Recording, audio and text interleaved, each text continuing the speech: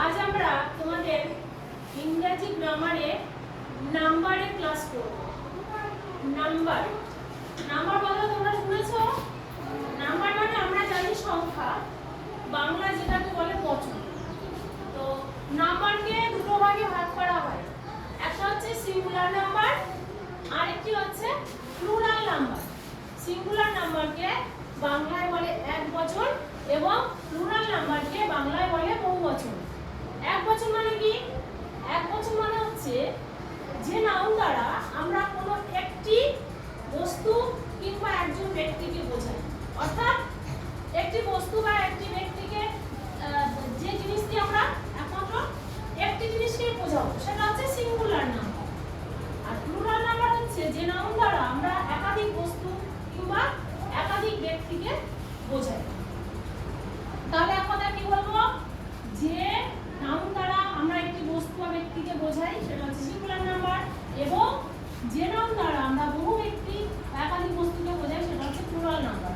তো ইংরেজিতে কোনো নাউনকে যখন আমরা সিঙ্গুলার থেকে প্লুরালে পরিবর্তন করব তার কিছু বিশেষ নিয়মাবলী রয়েছে।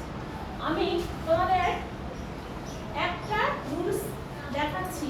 দেখো, যদি কোনো নাউনের শেষে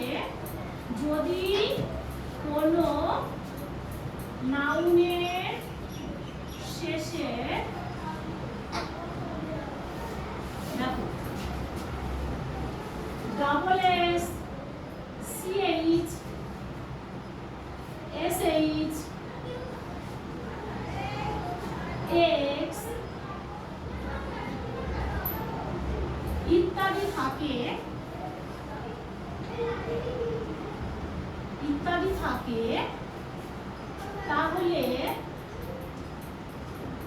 তাহলে ইএস যোগ করতে হয়, ইএস যোগ করে প্লুরাল করতে হয়।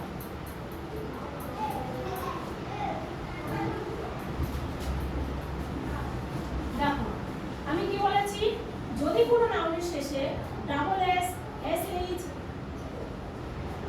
সিএইচ, এসএইচ, এক্স ইত্যাদি থাকে তাহলে ইএস যোগ করে প্লুরাল করতে হয়। যেমন উদাহরণ দিচ্ছি, দেখো একটা ওয়ার্ড নাউন আমি লিখলাম কি এ ডাবল এস, এস মানে কি গাধা। গাধাকে যখন আমি প্লুরাল নাম্বারে পরিবর্তন করব তাহলে আমি কি যোগ করব? আমার সূত্রে বলা আছে কি, যদি কোনো নাউনের শেষে ডাবল এস থাকে তাহলে আমি কি করব? ইএস যোগ করব। তাহলে এর শেষে ডাবল এস আছে, তাই তো? তাহলে সূত্র অনুযায়ী আমি কি করব? এর সাথে ইএস যোগ করে দেব। ইএস যোগ করে দিলে আমার এটা প্লুরাল নাম্বারে চেঞ্জ হয়ে যাবে। বোঝা গেল?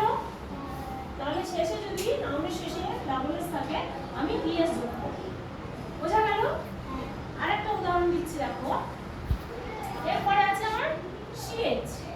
যদি কোনো নাউনের শেষে সিএইচ থাকে সেক্ষেত্রে আমি কি করব?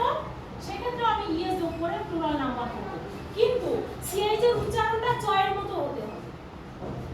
সিএইচ এর উচ্চারণ কোনো ক্ষেত্রে চয়ের মতো হয়, কোনো ক্ষেত্রে কয়ের মতো হয়।